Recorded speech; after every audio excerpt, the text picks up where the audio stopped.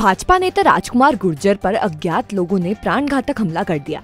पटेल को हरदा के सरकारी अस्पताल में भर्ती कराया गया है। बीती रात भाजपा नेता राजकुमार गुर्जर निवासी सवासेड़ी अपने गांव लौट रहे थे।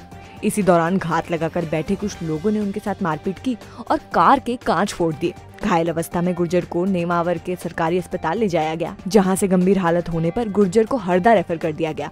हमले की जानकारी मिलते ही गुर्जर के समर्थक बड़ी संख्या में नेमावर थाने पर पहुंच गए।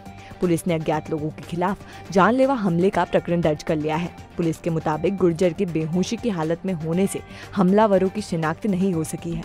राजकुमार पटेल वहाँ बेहोश पड़े हुए हैं, गाड़ी के कांच फूटे हुए हैं। वो मौका वारदात पे गए। तो राजकुमार पटेल को सिर में चोट आई थी और बेहोश पड़े हुए थे और गाड़ी के कांच फूटे हुए थे और वही हालत में 100 नंबर से सरकारी हॉस्पिटल नेमावर पे लाए हम।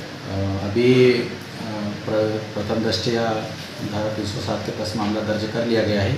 अभी जो व्यक्ति यादी है वो बेहोश है, भर्ती है। उनके आखिरी बयान लेने के बाद भी आगे कार्रवाई की जाएगी।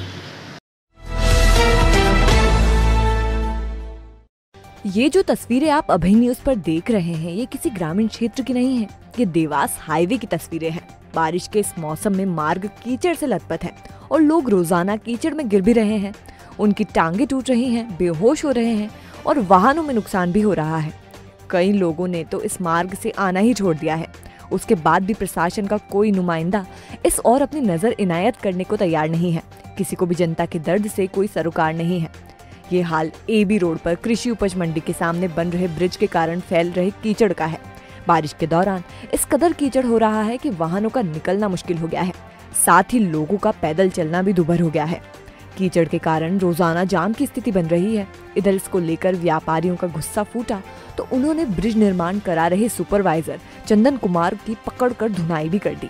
सूचना मिलने पर BNP थाना पुलिस मौके पर पहुंची और सुपरवाइजर को व्यापारियों के चंगुल से बचाया। इधर गुरुवार को सब्जी लेकर जा रहा एक व्यक्ति बाइक से गिरकर बेहोश हो गया।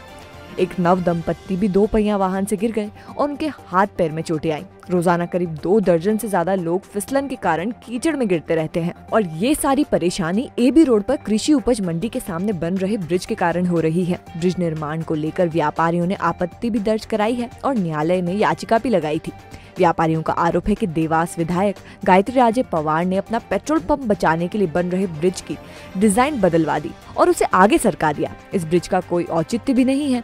ब्रिज की जगह अगर सड़क ही चौड़ी कर दी जाती तो यातायात का दबाव अपने आप खत्म हो जाता और किसी को कोई परेशानी का सामना नहीं करना पड़ता। व्यापारियों का कहना है कि कोरोना काल के बाद दुकानें शुरू की और अब ब्रिज के कारण धंधा चौपट हो रहा है। ग्राहक कीचड़ की वजह से आने को तैयार नहीं है।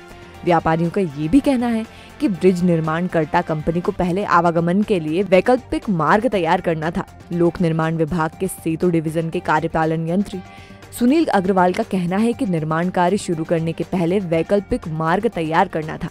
ठेकेदार ने इस काम में लापरवाही बरती है, लेकिन इसके बावजूद भी संबंधित विभाग ठेकेदार के खिलाफ कार्रवाई क्यों नहीं कर रहा है, ये बात समझ के परे है। लगाते हैं, गिराक खिंचवाते हैं आने में। यहाँ पे धंधे पानी में वैसे ही तो 2 महीने से लॉकडाउन था और इस कीचड़ के कारण ग्राहक आ नहीं रहे हैं दुकान पे और रोज घटनाएं हो रही हैं।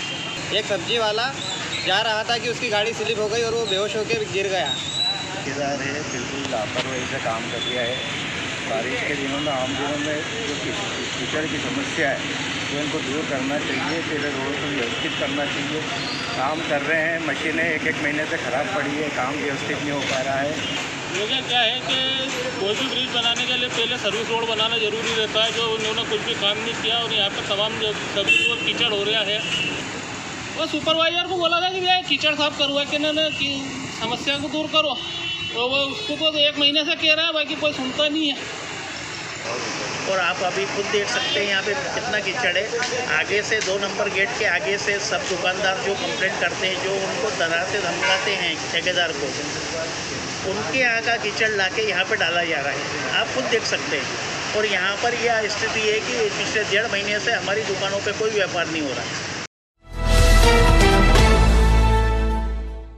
पंचायत और ग्रामीण विकास विभाग के संयुक्त मोर्चा में शामिल 16 घटकों की अनिश्चितकालीन हड़ताल गुरुवार को भी जारी रही। पंचायत कर्मियों ने अर्धनग्न होकर प्रदर्शन किया। दरअसल पंचायत कर्मी 22 जुलाई से हड़ताल पर हैं। 3 चरणों में आंदोलन की सूचना का ज्ञापन उन्होंने 12 जुलाई को दिया था। मांगों को लेकर धरने पर बैठे कर्मचारियों ने मंडूक पुष्कर पर अर्धनग्न होकर विरोध जताया। इस दौरान जमकर नारेबाजी भी की गई। पंचायत सचिवों ने बताया कि यदि हमारी मांगे नहीं मानी गई तो संयुक्त मोर्चा के बैनर तले उग्र आंदोलन भी किया जाएगा। हम 22 तारीख से यहाँ सतत धरने पर बैठे हुए हैं और आज हम लोगों के द्वारा अर्धनग्न होकर शासन की कुनीतियों से और शासन द्वारा हमारे समर्थन में मांगे पूरी नहीं करने के कारण से आज हम नग्न प्रदर्शन कर रहे हैं। इसके बाद यदि शासन की इसके बाद भी आगे नहीं खुलती और शासन हमारी मांगों को पूर्ण नहीं करता है तो इसके आगे जो चरणबद्ध हमारे आंदोलन होंगे वो इससे रुद्र और इससे खतरनाक आंदोलन जारी रहेगा। देवास जिले के खाते गांव में किसानों की मूंग की उपज समर्थन मूल्य पर नहीं तोली जा रही है। लंबे समय से किसानों की ट्रॉलियां वेयर हाउस में खड़ी हुई है। भारतीय किसान यूनियन के जिला अध्यक्ष ओम पटेल ने बताया कि 15 जुलाई से पोर्टल बंद होने का बहाना बनाकर किसानों से मूंग की खरीदी बंद कर दी गई है। आज किसान दर दर भटक रहा है और किसानों के घरों में मूंग के ढेर लगे हुए हैं। नर्मदा तट के किसानों के यहाँ मूंग की बम्पर पैदावार हुई है। पिछले 2 साल से नर्मदा का जल स्तर भी बढ़ रहा है और नर्मदा पट्टी में बाढ़ का खतरा है। ऐसे में किसानों की मूंग की फसल खराब होने का अंदेशा है। पटेल बताते हैं कि अधिकारी कर्मचारी सीधे मुंह बात नहीं करते, कोई संतोषजनक हल नहीं मिल रहा है। इन सब बातों से नाराज किसानों ने इंदौर बैतूल मार्ग पर आंदोलन किया था। उस समय अधिकारियों ने 1 सप्ताह में पोर्टल शुरू होने की बात कही थी, लेकिन 1 सप्ताह होने के बाद भी पोर्टल शुरू नहीं हो रहा है। इस संबंध में एक बार फिर किसान एसडीएम कार्यालय पहुंचे, लेकिन समस्त अधिकारियों कर्मचारियों ने हड़ताल पर होने से किसान तहसील कार्यालय के बाहर ही धरने पर बैठ गए और नारेबाजी की। तो किसानों के घर माल पड़ा है, फिर कैसे रेड जोन में आ गया? आज किसान का माल घर पे पड़ा है और यहाँ अधिकारी बोल रहे हैं कि रेड जोन में आ गया, जहाँ मतलब किसानों का माल नहीं तुल पा रहा है। और यहाँ ज़्यादा जो माल तुला है इसकी वास्तविक में जांच होनी चाहिए कि ये माल कहाँ से आया और किस अधिकारी कर्मचारियों ने तुलवाया। ये मिली भगत से ये ऐसा क्यों हुआ? हमारे किसान तो बैठा है घर पर, माल उसका घर पड़ा है और अधिक मात्रा में तुला, तो ये क्यों तुला, ये एक चिंता का विषय है। इस विषय पे अधिकारियों ने मिलकर जो साठगांठ की है इसकी जांच होनी चाहिए, ये हमारी मांग है। ठीक, धन्यवाद। कोरोना संक्रमण को लेकर लोगों में भय खत्म हो गया है और बाजार में लोग बिना फेस मास्क के घूमते नजर आ रहे हैं। लोगों में जागरूकता लाने और तीसरी लहर की आशंका को देखते हुए स्वास्थ्य विभाग की टीम ने भोपाल चौराहे पर बिना फेस मास्क लगाए निकल रहे लोगों के सैंपल लिए। इस दौरान कॉलेज के छात्र छात्राएं भी बिना फेस मास्क के निकलते नजर आए, जिन्हें स्वास्थ्य विभाग की टीम ने रोका और सैंपल लिए। जो भी विदाउट मास्क यहाँ पर निकल रहे हैं लोग, अभी भी अवेयरनेस नहीं है लोगों में। कुछ लोगों में ऐसे हैं कि जैसे बच्चे हैं, यहाँ पर कॉलेज के बच्चे हैं या फिर गांव से जो आने वाले लोग हैं, मास्क का उपयोग लोगों ने कम कर दिया है।